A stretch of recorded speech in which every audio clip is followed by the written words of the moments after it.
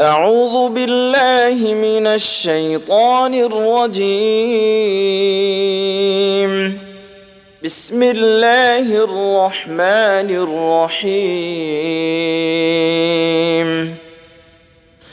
الرحمن علم القرآن خلق الإنسان علمه البيان. الشمس والقمر بحسبان والنجم والشجر يسجدان والسماء رفعها ووضع الميزان ألا تطغوا في الميزان وأقيموا الوزن بالقسط ولا تخسروا الميزان والأرض وضعها للأنام فيها فاكهة والنخل ذات الأكمام والحب ذو العصف والريحان فبأي آلاء ربكما تكذبان خلق الإنسان من صلصال كالفخار وخلق الجان من مارج من نار فبأي آلاء ربكما تكذبان رب المشرقين ورب المغربين فبأي آلاء ربكما تكذبان مرج البحرين يلتقيان بينهما برزخ لا يبغيان فبأي آلاء ربكما تكذبان يخرج منهما اللؤلؤ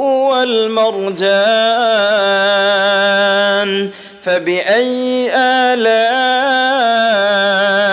ربكما تكذبان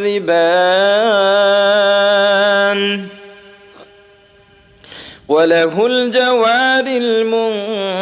المنشآت في البحر كالأعلام فبأي آلاء ربكما تكذبان كل من عليها فان ويبقى وجه ربك ذو الجلال والإكرام فبأي آلاء ربكما تكذبان يسأله من في السماوات والأرض كل يوم هو في شأن فبأي آلاء ربكما تكذبان سنفرغ لكم أيها الثقلان فبأي آلاء ربكما تكذبان يا معشر الجن والإنس إن استطعتم أن تنفذوا من أقطار السماوات والأرض فانفذوا لا تنفذون إلا بسلطان فبأي آلاء ربكما تكذبان يرسل عليكما شواظ من نار ونحاس فلا تنتصران فبأي آلاء ربكما تكذبان فإذا انشقت السماء فكانت وردة كالدهان فبأي آلاء ربكما تكذبان فيومئذ لا يسأل عن ذنبه إنس ولا جان فبأي آلاء ربكما تكذبان يعرف المجرمون بسيماهم فيؤخذ بالنواصي والأقدام فبأي آلاء ربكما تكذبان هذه جهنم التي يكذب بها المجرمون يطوفون بينها وبين حميم آن فبأي آلاء ربكما تكذبان ولمن خاف مقام ربه جنتان فبأي آلاء ربكما تكذبان ذواتا أفنان فبأي آلاء ربكما تكذبان فيهما عينان تجريان فبأي آلاء ربكما تكذبان فيهما من كل فاكهة زوجان فبأي آلاء ربكما تكذبان متكئين على فرش بطائنها من استبرق وجنى الجنتين دان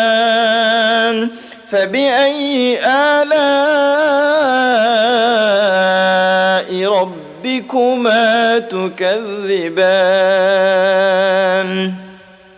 فيهن قاصرات الطرف لم يطمثهن إنس قبلهم ولا جان فبأي آلاء ربكما تكذبان كأنهن الياقوت والمرجان فبأي آلاء ربكما تكذبان هل جزاء الإحسان إلا الإحسان فبأي آلاء ربكما تكذبان ومن دونهما جنتان فبأي آلاء ربكما تكذبان مدهامتان